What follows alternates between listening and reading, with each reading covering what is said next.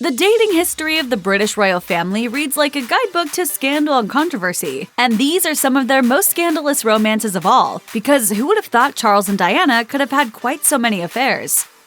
Less than a year after taking the throne, King Edward VIII informed the Prime Minister of his intentions to marry Wallis Simpson, an American divorcee. This went about as well as you might expect. Prime Minister Stanley Baldwin told King Edward VIII that the people would never accept Simpson as queen, so in return, the king informed Baldwin that he was prepared to abdicate the throne, but also proposed the idea of a morganatic marriage, which would mean he could remain as king, but Simpson would not become queen. This plan was ultimately rejected, however, and in December of 1936, King Edward VIII resigned the throne. In a BBC News interview with both Simpson and the former king nearly 32 years into their marriage, Simpson admitted, "I'm extremely happy and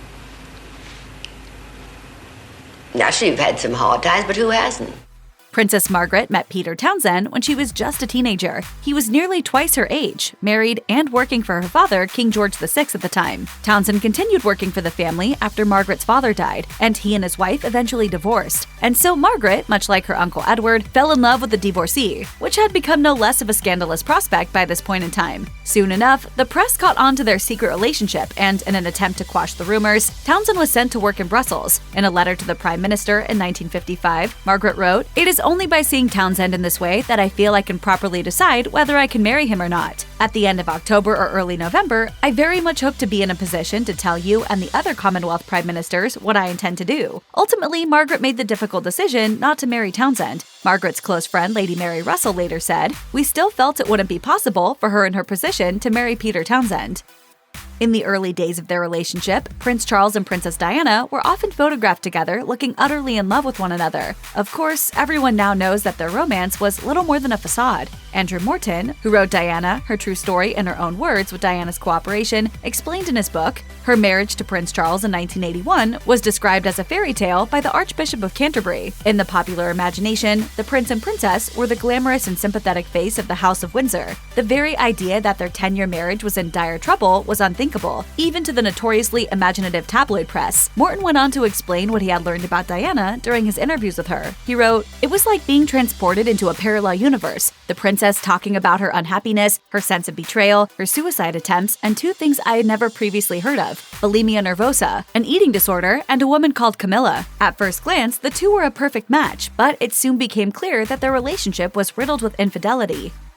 Well, there were 3 of us in this marriage, so it was a bit crowded. In 1994, Prince Charles spoke publicly for the first time about the end of his marriage to Princess Diana. After hemming and hawing for nearly a minute when asked about his relationship with Camilla Parker Bowles, he chose to refer to her as a great friend. When asked later in the interview if he was faithful to Diana during their marriage, he admitted he wasn't. A taped intimate phone conversation between Charles and Parker Bowles in 1993 had helped expose this infidelity, simultaneously bringing into question his relationship with Parker Bowles. In these private conversations, Camilla claims that she cannot start the week without Charles, who responded in turn, "I fill up your tank." In 2005, Prince Charles and Camilla Parker Bowles became more than great friends and finally wed in a civil ceremony. The Queen gave her blessing on their relationship, although due to her role as head of the Church of England, she chose not to attend the ceremony.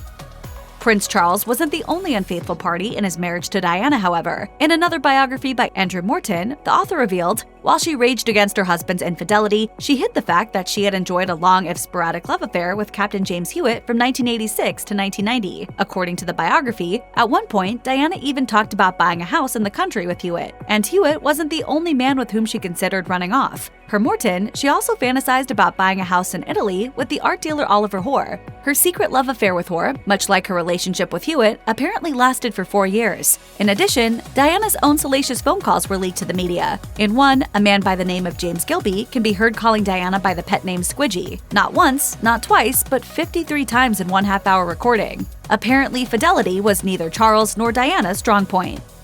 Prince Andrew and his wife Sarah Ferguson divorced the very same year as Prince Charles and Princess Diana. Much like the other unhappy couple, Andrew and Fergie had separated for a time before eventually calling it quits for good. Andrew and Ferguson reportedly split, partially because of his demanding career. The newlyweds were only able to spend 40 nights a year together for the first 5 years of their marriage, but work wasn't the only thing tearing the two apart. According to Andrew Morton, Ferguson had an affair with Steve Wyatt, a man referred to in his Diana biography as a Texan playboy. Ferguson was later photographed in a compromising situation with another Texan, this time her financial advisor, John Bryan. In an interview with CNN, Ferguson recalled seeing the picture for the first time and thinking, "Oh no, Sarah." Princess Anne and her husband Mark Phillips separated in the summer of 1989 and subsequently divorced in 1992. Anne's divorce was likely particularly troubling to the royal family, as she too had been involved in an affair. While married to Phillips, Anne reportedly entered into a relationship with a man by the name of Timothy Laurence, who served the Queen in the same capacity as Margaret's former love interest, Captain Peter Townsend. Their relationship was outed when letters Laurence wrote to Anne were stolen from her briefcase and published by the press. After officially divorcing Phillips, Anne and Laurence married in Scotland in 1992.